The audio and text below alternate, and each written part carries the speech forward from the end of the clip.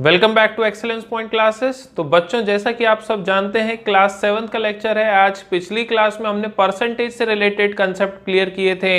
आज की क्लास में हम देखेंगे simple interest and profit and loss के concept. So without wasting any time let's get started.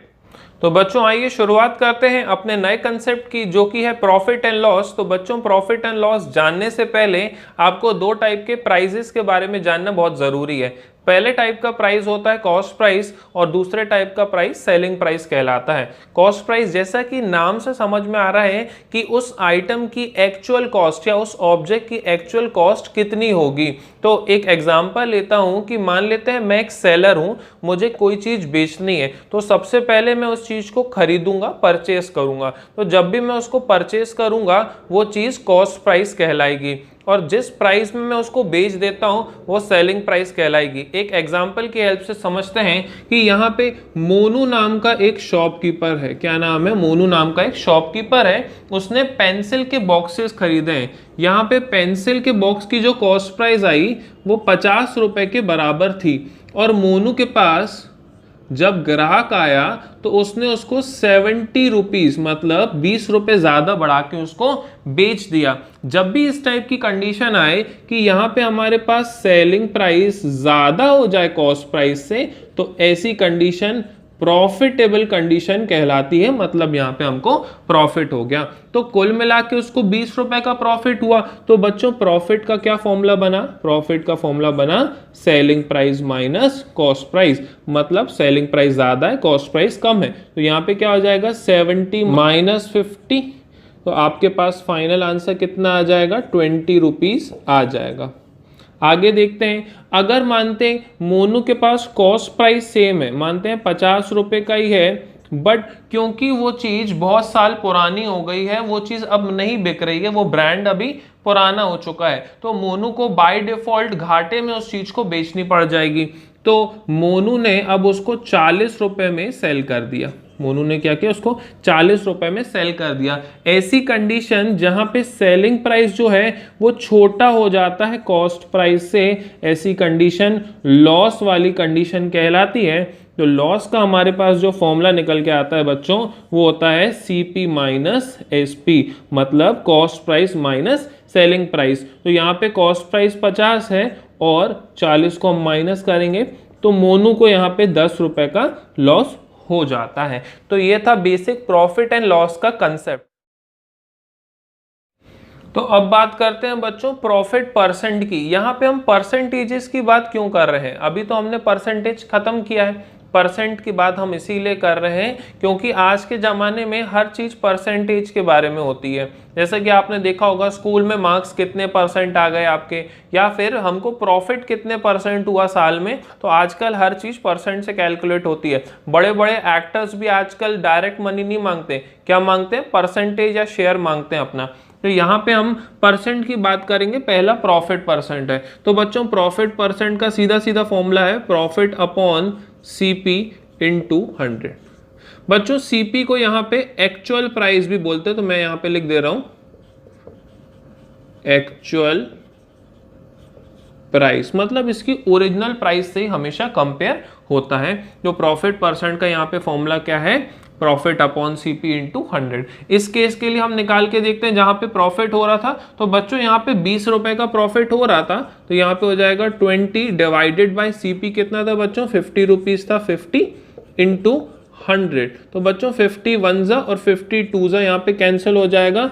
2 into 20 बच्चों कितना हो गया? 40%। मतलब यहाँ पे मोनू को 40% का यहाँ पे फायदा हो रहा था। आगे देखते हैं, यहाँ पे अगर मानते हैं लॉस परसेंट की हम कंडीशन निकालें, तो बच्चों लॉस परसेंट की कंडीशन का भी सेम फॉर्मूला होगा loss upon CP multiply by 100। तो बच्चों यहाँ पे लॉस कितना हुआ था मोनू को? 10 रुपीज का।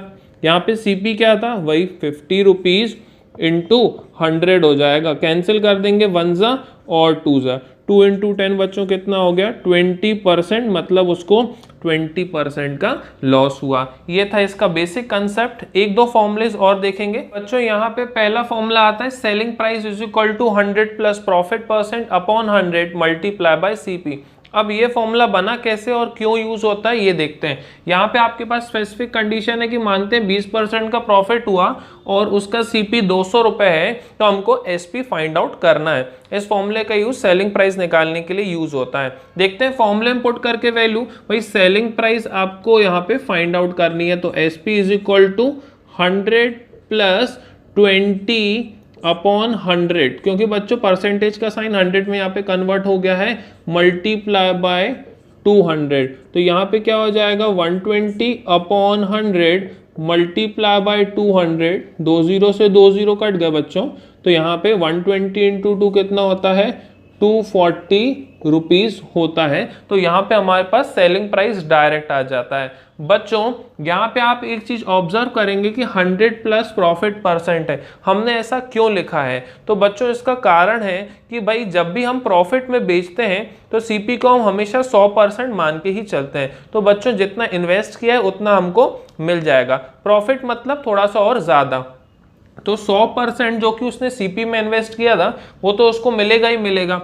प्रॉफिट परसेंट जितना एक्स्ट्रा है वो प्रॉफिट परसेंट में आ जाता है, इसीलिए इसका फॉर्मूला बना 100 plus profit percent upon 100 into जो भी उसका ओरिजिनल प्राइस था उसके विथ रिस्पेक्ट उसको मिल जाता है। लॉस में भी यहाँ पे सेम चीज है, बस वहां पे प्लस प्रॉफिट परसेंट हो गया, यहाँ पे माइनस लॉस परसेंट है। देखते हैं यहाँ पे सेलिंग प्राइस निकालते हैं, तो एसपी इज इक्वल टू क्या हो जाएगा बच्चों 100 माइनस 10 अपॉन 100 मल्टीप्लाई बाय बच्चों कितना है यहाँ पे 900 है, तो यहाँ पे हो जाएगा 90 अपॉन 100 मल्टीप्लाई बाय 900। बच्चों 20 से 20 काट लीजिए, 90 इंटू 9 कितना हो जाएगा बच्चों 810 रुपीज, मतलब 810 रुपये उसको फाइनली मिल जाएंगे 10% लॉस के बाद।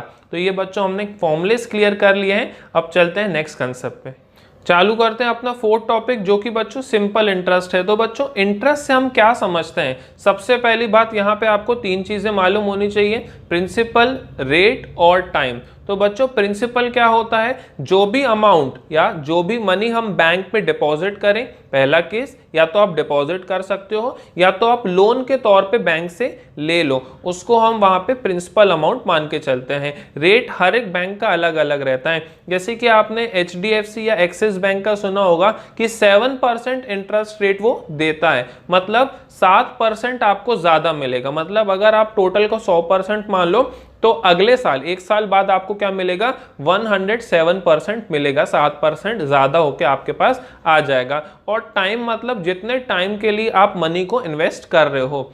तो यहाँ पे आपको इन चीजों का मतलब समझ में आ गया है। अब मैं आपको इंटरेस्ट बताता हूँ कि इंटरेस्ट हमारे पास होता क्या है। हिंदी में इसको बोलते हैं ब्याज। तो बच्चों ब्याज का मतलब क्या होता है? जब भी हम मनी इन्वेस्ट करते हैं बैंक में तो बैंक क्या होता है आपको थोड़ा सा एक्स्ट्रा अमाउंट देता है। ऐसा क्यों होता है? क्योंकि जब भी आप पैसा इन्वेस्ट करते हो बैंक में तो बैंक उसको रखा नहीं रहेगा, वो अमाउंट वो लोन पे चला देता है, दूसरे लोगों को दे देता है, और उसका लोन जब बैंक को मिलता है तो बैंक आपको उसका इंटरेस्ट मतलब एक्स्ट्रा अमाउंट के साथ बैंक आपको वापस कर देता है। एक एग्जाम्पल के तौर पे समझिए कि भाई मान लेते हैं प्रिंसिपल आपने 1 लाख रुपए, क्या 1 लाख रुपए बैंक में आपने इन्वेस्ट किए, तो 1 साल बाद आपको उसका इंटरेस्ट मिला, मान लेते हैं 1000 रुपए आपको उसका इंटरेस्ट मिला। तो जब अगले साल आप पैसा मांगने जाओगे तो बैंक आपको अमाउंट देगा, मतलब प्रिंसिपल प्लस इंटरेस्ट कितना देगा बच्चों 1 लाख जो आपने इन्वेस्ट किया था वो तो देगा ही देगा, और 1000 रुपए और देगा, तो कुल मिला के आपको 1,01,000 रुपए बैंक दे देता है। अब यहाँ पे इंटरेस्ट कैलकुलेट कैसे करते हैं? तो बच्चों इसका फॉर्मूला होता है सिंपल इंटरेस्ट, SI से रिप्रेजेंट करते हैं। फॉर्मूला होता है P into R into T upon 100, P into R into T upon 100। P मतलब होता है प्रिंसिपल, R मतलब होता है रेट और T मतलब होता है टाइम। बच्चों रेट जो होता है वो percent per annum, percent per annum, per annum का मतलब पूरे साल भर के लिए वो रेट सेम रहेगा, कहीं भी चेंज नहीं होगा। ऐसा भी हो सकता है कि 6-6 महीने बाद रेट चेंज हो जाए, बट यहाँ पे जब भी पर एनम लिखा रहेगा इसका मतलब साल भर के लिए वो रेट क्या होगा, फिक्स होगा। अब इसकी हेल्प से आप 3 फॉर्मूले और बना सकते हैं। मान लेते हैं हमको यहाँ पे प्रिंसिपल निकालना है। क्या निकालना है बच्चों, प्रिंसिपल निकालना है। तो आप क्या कर सकते हैं, 100 का इधर मल्टीप्लाई करा सकते हैं क्योंकि यहाँ पे तो डिवाइड में हो जाएगा, SI इंटू 100 अपॉन, देखिए R इंटू डी, यहाँ पे मल्टीप्लाई में साइड चेंज करेंगे तो डिवाइड में आ जाएगा, तो यहाँ पे आ जाएगा R मल्टीप्लाई बाय टी। तो ये आपने प्रिंसिपल निकालने के लिए फॉर्मूला बना लिया। अब मानते हैं सिमिलरली आपको रेट निकालना है, तो ऊपर वाला पार्ट आप एज इट इज छोड़ दें, SI मल्टीप्लाई बाय 100, यहाँ पे रेट इंटू टाइम लिखा है ना, तो रेट तो हमको निकालना है, तो क्या हो जाएगा, प्रिंसिपल इंटू टाइम, मतलब बाकी की जो 2 बची वैल्यूज हैं वो यहाँ पे आप लिख देना। और लास्ट आपके पास टाइम निकालने के लिए फॉर्मूला क्या हो जाएगा, SI इंटू 100 अपॉन क्या हो जाएगा बच्चों, P इंटू R। तो यहाँ पे 3 फॉर्मूले आपके पास और निकल के आते हैं। ये आपका सिंपल इंटरेस्ट का टॉपिक फिनिश हो चुका है। तो बच्चों आज की क्लास में हमने 2 कंसेप्ट नए देखे हैं जो कि सिंपल इंटरेस्ट और प्रॉफिट एंड लॉस के फॉर्म में थे। अगली क्लास में मैं आपसे मिलूंगा इससे रिलेटेड क्वेश्चंस के साथ। देखना ना भूलें एक्सेलेंस पॉइंट क्लासेस का अगला वीडियो। ऐसे ही प्यार करते रहें, देखते रहें excellence point classes. Thanks for watching, have a nice day.